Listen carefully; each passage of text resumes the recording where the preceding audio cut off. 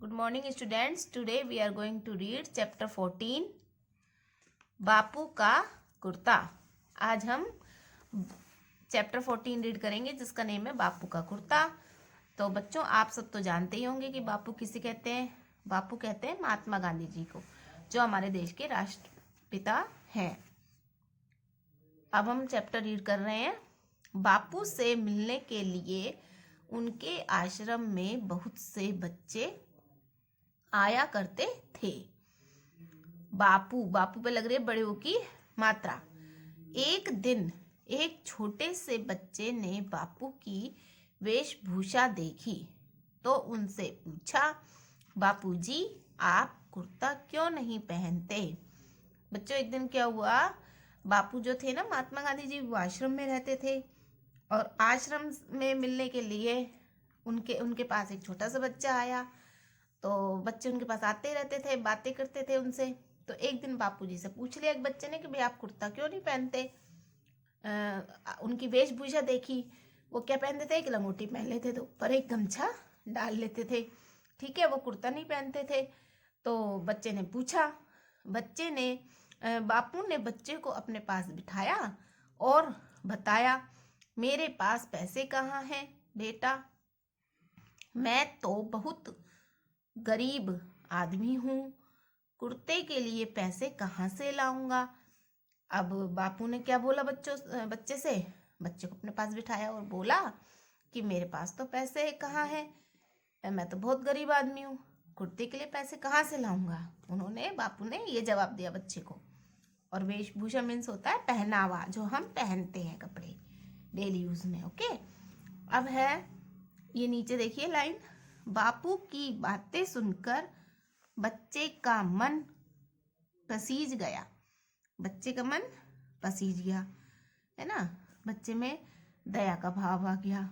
उसने बापू से कहा, मेरी माँ को सिलाई आती है, मेरे सारे कपड़े वही सिलती हैं, अगर माँ से कहकर मैं आपके लिए कुर्ता सिलवा दूं तो आप पहनेंगे ना। उस बच्चे ने कहा कि बापूजी से कि मेरी माँ को सिलाई आती है, आप कहें तो मैं आपके लिए कुर्ता सिलवा दूं। बापू ने पूछा, तुम्हारी माँ कितने कुर्ते सिल देंगी। अब बापू ने पूछा बच्चे से कि तुम्हारी माँ कितने सिल देंगी कुर्ते। अब बच्चे ने कहा, आप जितने कुर्ते कहेंगे मेरी माँ आपके लिए उतने ही सिल देंगी। अब देखिए बच्चों, ये जो मात्राएं लगी हुई हैं इनका ज्ञान भी आपको अच्छे से होना चाहिए। ये है अर्धविराम, जो कोमा लगा हुआ है ना, कोमा जिसको हम कोमा कहते हैं, यह है चंद्रबिंदु, यह है एक की मात्रा, ठीक है, और यह है बड़ी की मात्रा, यह है प्रश्नवाचक चिन्ह, ठीक है, इन सब का ज्ञान आपको होना चाहिए। ये है बिंदी, देंगी, देगी नहीं बोलेंगे, बिंदी लगी हुई देंगी बोलेंगे, ठीक है। तो इन सब का ज्ञान आपको होना चाहिए। ये है छोटे ऊ की मात्रा नीचे लग रही है और ये है बड़े ऊ की मात्रा। अब देखिए नीचे देखिए, बच्चे की हाजिर जवाबी से बापू को बहुत खुशी हुई। वे बोले मैं अकेला थोड़े ही हूँ। अब बच्चे की हाजिर जवाबी यानी बच्चे ने फटाफट जवाब दे दिया तो बापू को बहुत खुशी हुई, लेकिन वो बोले मैं अकेला नहीं हूँ, है ना। बापू की बातें बच्चे की समझ में नहीं आई। वह बोला, तो आप ठीक ठाक बताइए कि आपको कुल कितने कुर्ते चाहिए। अब बच्चे को कुछ समझ में नहीं आया। बच्चा बोला, आप ठीक से बता दीजिए कि कुल कितने कुर्ते चाहिए।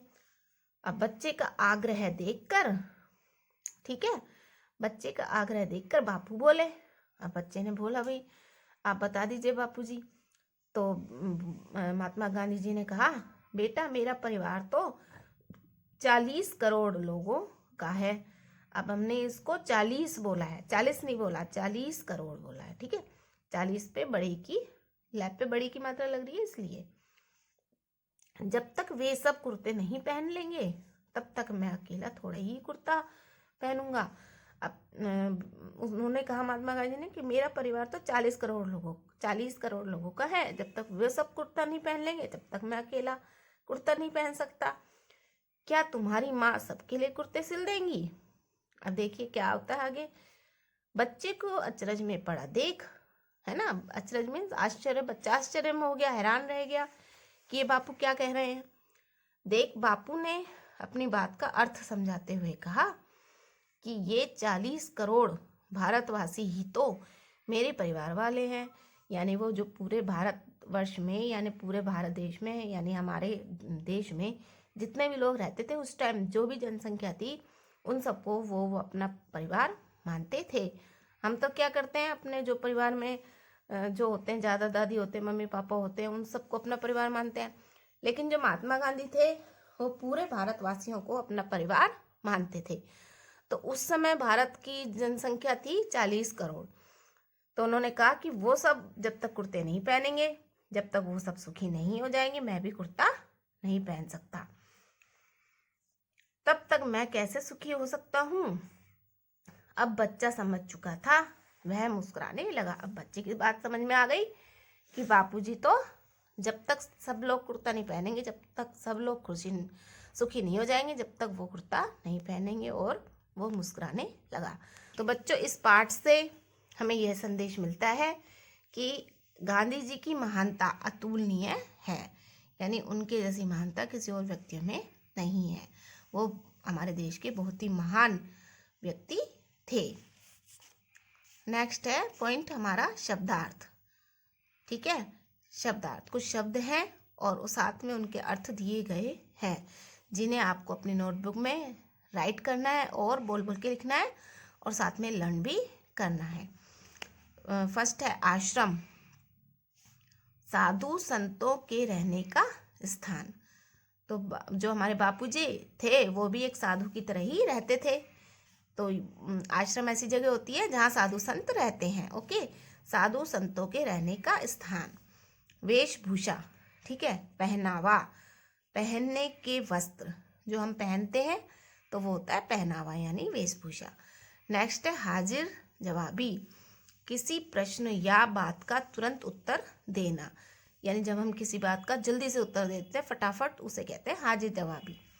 नेक्स्ट है आग्रह करना, जोर देकर किसी बात को बार बार कहना या पूछना।